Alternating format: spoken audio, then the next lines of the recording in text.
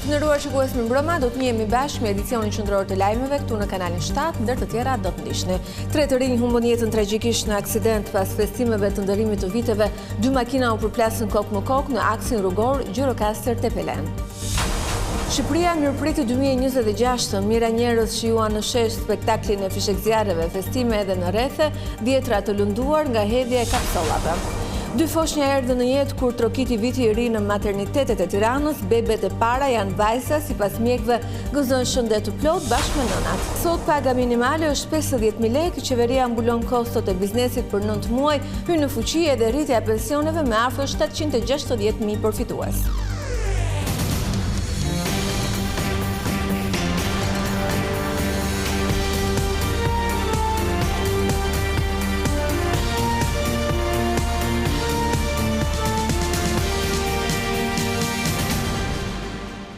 Jo mëngjesisht, dita e parë e vitit 2026 nisi me aksidente të rënda rrugore. 3 të rinj humbën jetën tragjikisht në orët e para të 1 janarit, ku 2 mjete u përplasën në rrugën Gjirokastër Tepelen. Pak orë pas ndërrimit të viteve, një aksident i rënd ka përgjakur rrugët e vendit, ku përpasoi 3 persona kanë humbur jetën, ndërsa një tjetër ndodhet në spital në gjendje të rënd. Rreth orës 3:18 minuta, 2 mjete janë përplasur kokë me kokë në aksin rrugor Gjirokastër Tepelen në vendin e quajtur bypass.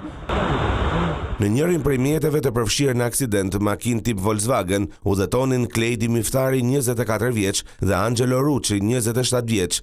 Fatkeqësisht nga përplasja 2 të rinj kanë dëruar jetë. Ndërsa mjeti tjetër tip Mercedes-Benz udhëtonin Martin Dulaj, 25 vjeç, i cili ka ndëruar jetë në vendngjarje, si dhe Arsida Demiri, 19 vjeçe. Kjo e fundit ka pësuar dëmtime të shumta dhe është dërguar menjëherë në spitalin e traumës, ku ndodhet ende në rrezik për jetën për shkak të frakturave të shumta.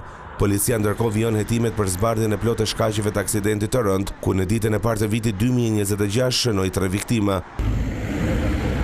Ndërkohë mëngjesin e sotëm një tjetër aksident i rënd dëshënuar në aksin Peqin-Rogozhin. Si pasojë e përplasjes të 2 mjeteve kanë mbetur të plagosur 3 persona, të cilët janë dërguar menjëherë në spital. Ndërimi i viteve u festua në kryeqytet deri në orët e para të mëngjesit. Mira njerëz, pjesa më e madhe të cilëve të rinj e pritën 2026 në sheshin Skënderbej. Të shumt ishin edhe turistët që zgjodhen Tiranën për të festuar, por nuk munguan as incidentet ku disa persona u lënduan nga fishekzjarrët dhe morën mjekim në spital.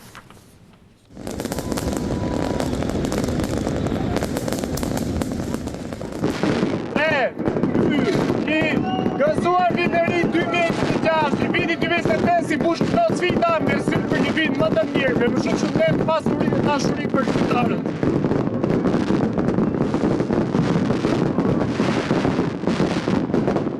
Të rinj të shumë dhe fëmijë të lumtur të shoqëruar nga prindrit e tyre u mblodhen masivisht në sheshin Skënderbej për të festuar së bashku natën e ndërrimit të viteve nën spektaklin e fishekzjarreve. Gëzuar vitin e ri për të gjithë, mbarësi dhe begati në të gjitha familjen. Gëzuar vitin e ri 2026. Për ata që po i mungojnë gjithmonë shoqërisë shqiptare, të rinj presin që viti që sapo ka trokitur në dyert e tyre të sjellë më shumë siguri dhe përmirësim të mirëqenies. Në vitin 2025 jam bërë nën, kështu që besoj lumturinë më të madhe në botë kam marrë. Kështu që tani vetëm shpresoj për më mirë. Ishte viti mirë, i mbar, po jo on top. Edhe shumë i shpejt. Shpresoj që ky vit na sjell shumë mirësi, shumë dashuri për të gjithë dhe pozitivitet. Ndryshe nga herët e tjera, sheshi Skënderbej nuk u pushtohet nga shqiptarët, por edhe nga turistë huaj, nga vendet e rajonit, por edhe nga vendet e treta të botës. Happy New Year's! Buon anno! Viva Verdolana! Happy New Year! Happy New Year from Malta! From Malta, yes! Edhe pse pjesa më e madhe përjetoi emocione të veçanta nga spektakli i fishekzjarreve, pati dhe raste me lëndime të lehta.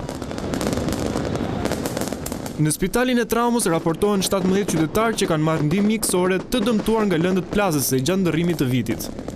Ndërkohë drejtori i përgjithshëm i policisë së shtetit Ilir Proda vlerësoi menaxhimin e situatës nga forcat e rendit. Ju falenderojmë për përkushtimin tuaj, për gjësinë e lartë dhe për atë që ju i jepni ditë pas dite organizatës tonë. Fakti që ju sot mungoni në tryezat familjare tregon shumë për atë që ne bëjmë ditë pas dite. Festimet vijuan deri në orët e para të mëngjesit, ku përmes koncertit organizuar nga Bashkia e Tiranës, sheshi u mbush sërish me të rinj në ritmet e muzikës. Atmosfera e ndërimit të viteve është ndjerë në të gjitha qytetet e vendit, pasi festuan me familjet e tyre, qytetarët ju drejtuan shesheve për të ndjekur spektaklin e fishek zjarreve dhe për të vijuar argëtimin deri në mëngjes. Mes atmosferës festive dhe ngjyrave, qytetarët pritën ndërimin e viteve nga veriu në jug. Sheshet kryesore të qyteteve u mbushën me njerëz të gjitha moshave. Edhe turistët u bashkuan për të festuar me muzikë, valle dhe spektakël fishek zjarresh. Shkodra e priti vitin e ri me një koncert në sheshin qendror, ndërsa Durrësi dhe Vlora u bën epiqendra të festimeve bregdetare, ku qielli u ndriçua nga fishek zjarret shumëngjyrshe.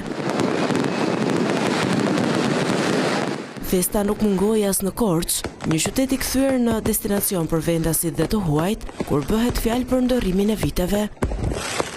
Pavarësisht temperaturave të ulta, qytetarët pritën 2026 me gëzim, urime për shëndet, paqe dhe mirëqenie. Foshnjat e para të këtij viti janë 2 vajza, të cilat erdhën në jetë në maternitetet e Tiranës. Mjekët konfirmuan gjendjen e mirë të bebeve dhe nënave, ndërsa nuk mungoi as urimi i kryeministrit Edi Rama. Viti 2026 solli edhe lindjen e foshnjëve të para. Pak qaste pas dërrimit të viteve, 2 vajza, Sibel dhe Adea, erdhën në jetë në maternitetet e kryeqytetit, duke shënuar simbolikisht një fillim të ri, të mbushur me shpresë dhe emocione për familjet e tyre. Lindjet u regjistruan në maternitetet Mbretëresha Geraldin dhe Koço Glozheni, ku stafet mjekësore asistuan me sukses ardhjen në jetë të 2 foshnjave. Mjekët konfirmojnë se të përsa lindurit gëzojnë shëndet të plotë, ndërsa nënat ndodhen në gjendje të mirë shëndetësore. Lindja e para vitit është një bebe femër me peshë 3 kg 650 gram. Është fëmia i dytë i qiftit. Fëmia gëzon shëndet plot, po ashtu dhe nëna ka vajtur mirë si intervent. Ju uroj me këtë rast një vit mbar, plot mbarësi. Lindja e parë ishte një lindje me operacion në orën eksakte 00:05 sekonda të vitit 2026. Nëna dhe bebi gëzojnë në shëndet të plot. Fill mas kësaj lindje me operacion, rreth orës 00:26 minuta, ka lind në rrugë natyrale një beb tjetër djalë. Shpresojmë që këto t'jenë lindje dhe një shpresë auguri mirë për një jetë më të mirë edhe për suksese për të gjithë. Kryeministri Edi Rama ka ndarë në rrjetet sociale një mesazh urimi dhe mirëseardhjeje për bebet e para të vitit 2026, ndërsa zëvendës Ministrja e Shëndetësisë, Eugena Tomini, vizitoi bebet e ardhura në jetë, duke dhuruar kështu edhe çekun e bonusit të bebes. Presidenti Bajram Begaj vlerësoi ushtarakët që shërbejnë në misionet jashtë vendit. Kreu i shtetit tha se Shqipëria po jep kontributin e saj për rritjen e sigurisë në botë. Dita e parë e vitit 2026 e gjeti presidentin në një bashkëbisedim me forcat e armatosura. Kreu i shtetit zhvilloi një bisedë online me efektivët që shërbejnë jashtë vendit, ndërsa vlerësoi kontributin dhe punën e tyre për ruajtjen e sigurisë në botë. Ju jeni në krye të detyrës dhe në shërbim të adeut, në shërbim të paqes, të sigurisë dhe lirisë. Ju mbani lart flamurin e Shqipërisë dhe ne ndjehemi krenar për shërbimin tuaj. Angazhimi juaj, siç u përmend këtu, nga Kosova, Bosnjë-Hercegovinë, në Bullgari, Letoni, Detin e Gje, Irak, Sinai, Sudanin e Jugut dhe në strukturat për mbështetjen e Ukrainës janë dëshmie e qartë e angazhimit dhe përkushtimit të Shqipërisë ndaj paqes dhe sigurisë, jo vetëm në rajon, por edhe më gjerë. Shqipëria do të shtojë kontributi në misione dhe operacione jashtë vendit. Presidenti njoftoi marrjen e komandës së batalionit shumë kombësh të rezervës operacionale të KFOR.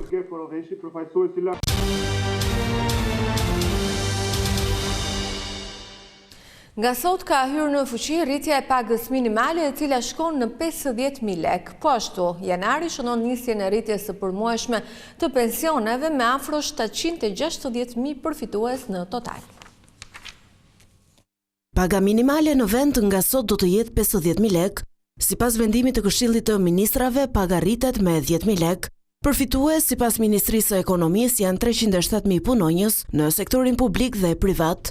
Do ketë një rritje të lehtë të një pjesë punëtorëve dhe normalisht ka efekte pozitive në rritjen e konsumit. Aspekti i dytë shumë i rëndësishëm është pjesa e rritjeve të ardhura për arkën e sigurimeve shoqërore dhe shëndetësore, kështu që presim një përmirësim të skemës së pensioneve, sidomos le të themi do financohet pjesërisht edhe rritja e pensioneve, kështu që efekti në ekonomi duhet të jetë pozitiv. Për 9 muajt e parë, qeveria do të mbulojë kostot e rritura për bizneset nga rritja e pagës minimale. Paga minimale në një farë mënyrë është një formë edhe për të formalizuar pjesën e ekonomisë. Një pjesë e personave apo një pjesë e kompanive kanë tendencën që të mbajnë të përdorin ato dy bilancet, që të mbajnë paga minimale, por realisht nuk paguajnë me paga minimale, por paguajnë diçka më tepër. Kështu që një rritje pagës minimale në një farë mënyrë shton edhe formalizimin e ekonomisë. Nga sot nis edhe rritja e përmuajshme e pensioneve, nga e cila përfitojnë rreth 760.000 pensionistë, të ndarë sipas kategorive. Një ndër shtresa më vulnerabile të popullsisë janë kryesisht pensionistët. Sot që po flasim janë rreth 112.000 pensionistë, mos gabojmë, që marrin pension minimal rreth 12.200 lekë të reja. Pensioni urban me vite të plota pune do të rritet 1.800 lekë, pensioni urban i pjesëshëm do të rritet 800 lekë, pensioni rural 1.000 lekë, ai familjar 700 lekë dhe pensioni i invaliditetit do të rritet 600 lekë. Në sloganin për një Europë që qëndron më e fortë dhe më e guximshme në një botë të trazuar dhe në ndryshim, Çipro ka marrë zyrtarisht presidencën e Bashkimit Evropian. Prioriteti i këtij 6 mujori mbetet siguria në kontekstin e vjetër dhe zgjerimi si një domosdoshmëri gjeostrategjike dhe një investim për të ardhmen e Europës. Ky 6 mujor mbetet i rëndësishëm për Shqipërinë, e cila hyn në këtë vit të ri me të gjithë grup kapitujt e negociatave të hapura me objektivin për të nisur sa më parë mbylljen e tyre. Në mesazhin e urimit për homologun qipriot, presidenti Bajram Begaj shpreh bindjen se presidenca qipriote do të jetë e fokusuar në procesin e integrimit evropian të vendeve të Ballkanit Perëndimor, duke e konsideruar këtë një prioritet strategjik. Ndërsa më herët kryeministri Rama rikonfirmoi angazhimin për arritjen e këtij objektivi kombëtar përgjatë këtij mandati.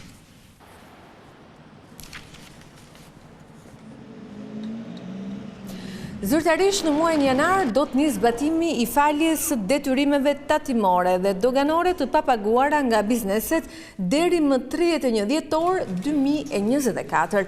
Në falje nuk do përfshihen detyrimet e kontributeve të sigurimeve shoqërore dhe shëndetësore. Për kontributet, ligji përcakton vetëm fshirjen e gjobave dhe kamatvonesave të krijuara deri më 31 dhjetor 2014.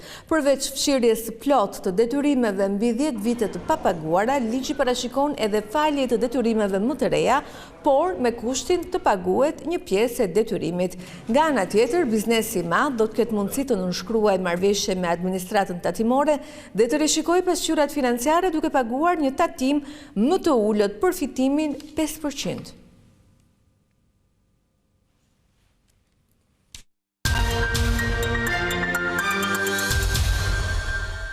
Në zonën e Devollit ruhet ende tradita e arapëve. Bëhet fjalë për një fest pagane që organizohet në ditën e parë të vitit të ri. Njerëzit shëtisin në rrugë me kostume shumëngjyrshë dhe maska me shpresën se do të largojnë energjinë negative. Kështu festohet 1 janari në plogër të Devollit. Arapët janë karnavale tradicionale të çdo fillimi viti në fshatin Plogër, ku të rinjt vishen me rroba dhe maska. Ky ritual i veçantë simbolizon largimin e frikës, energjive negative dhe shpirtërave të këqinj, duke shënuar një fillim të ri. Tradita e arapëve është trashëguar brez pas brezi dhe mbetet një nga ritualet më të veçanta të zonës së Devollit, duke tërhequr çdo vit jo vetëm banor të fshatit, por edhe vizitorë të ndryshëm. Kjo është një fest pagane e cila ruan element të lashtë të besimit popullor dhe të identitetit kulturor të krahinës, duke e bërë Plogërin një pikë referimi për traditat e rralla të vendit tonë. Tu kemi përfunduar, më falenderoj për vëmendjen, bashkë natën e mirë.